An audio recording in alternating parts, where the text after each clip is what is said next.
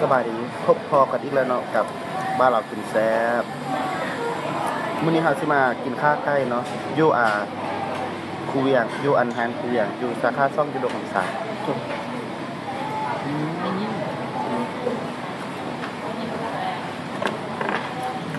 โอ้ครับ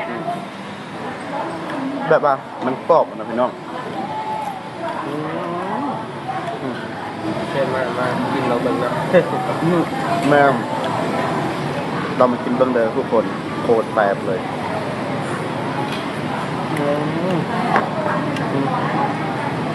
ผักกาดแบบนี่บักใหญ่เหรอโคตรง่ายเลย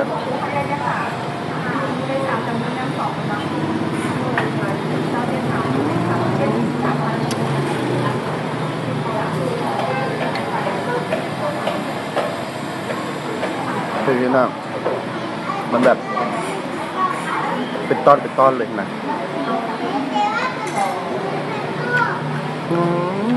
ครับ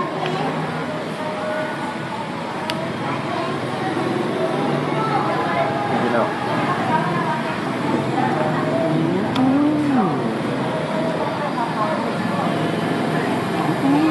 ครับ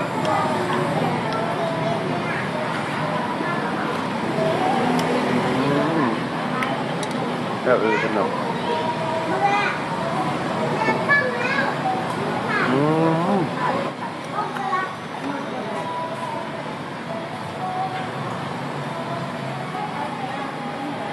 ขึ้นรอแบบขึ้นหอดบานเลยพี่น้อง